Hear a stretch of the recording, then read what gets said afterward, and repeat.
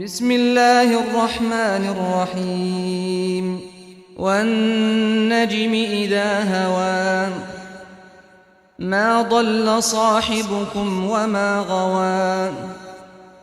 وما ينطق عن الهوى إن هو إلا وحي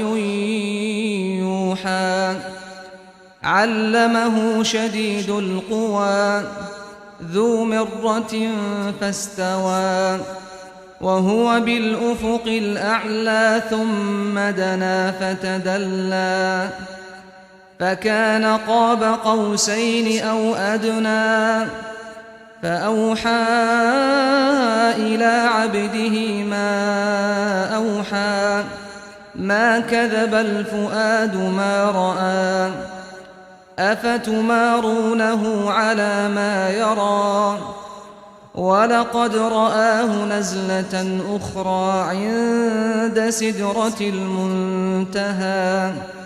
عندها جنة المأوى إذ يغشى السدرة ما يغشى ما زاغ البصر وما طغى لقد رأى من آيات ربه الكبرى أفرأيتم اللات والعزى ومناة الثالثة الأخرى ألكم الذكر وله الأنثى تلك إذا قسمة ضيزى إن هي إلا أسماء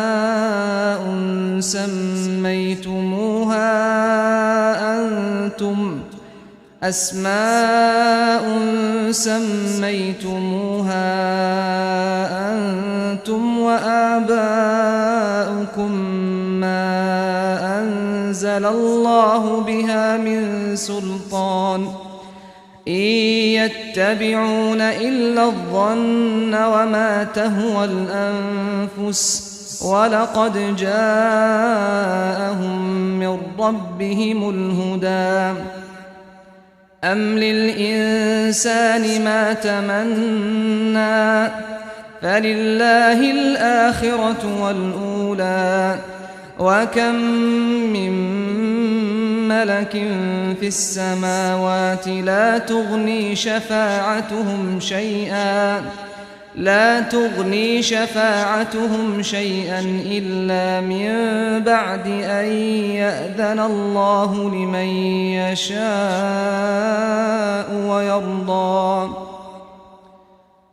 إن الذين لا يؤمنون بالآخرة ليسمون الملائكة تسمية الأنثى وما لهم به من علم إن يتبعون إلا الظن وإن الظن لا يغني من الحق شيئا فأعرض عمن تولى عن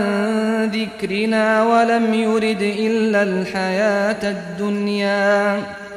ذلك مبلغهم من العلم إن ربك هو أعلم بمن ضل عن سبيله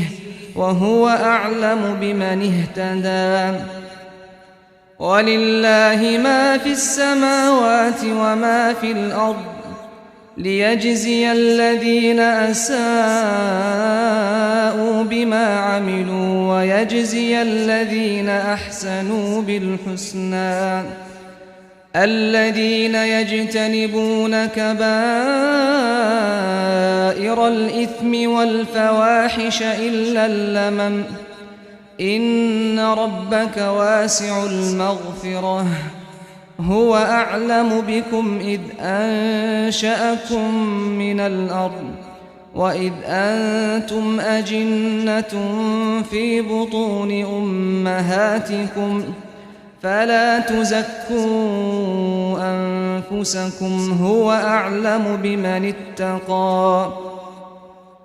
أفرأيت الذي تولى وأعطى قليلا وأكدى أعنده علم الغيب فهو يرى أم لم ينبأ بما في صحف موسى وإبراهيم الذي وفى ألا تزر وازرة وزر أخرى وأن ليس للإنسان إلا ما سعى وأن سعيه سوف يرى ثم يجزاه الجزاء الأوفى وأن إلى ربك المنتهى وأنه هو أضحك وأبكى وأنه هو أمات وأحيا وأنه خلق الزوجين الذكر والأنثى من نطفة إذا تمنى وأن عليه النشأة الأخرى وأنه هو أغنى وأقنى وأنه هو رب الشعرى وأنه أهلك عادا الأولى وثمود فما أبقى وقوم نوح من قبل إنهم كانوا هم أظلم وأطغى والمؤتفكة أهوى فغشاها ما غشى فبأي آلاء ربك تتمارى هذا نذير من النذر الأولى أزفت الآزفة ليس لها من دون الله كاشفة أفمن هذا الحديث تعجبون وتضحكون ولا تبكون وأنتم سامدون فاسجدوا لله واعبدوا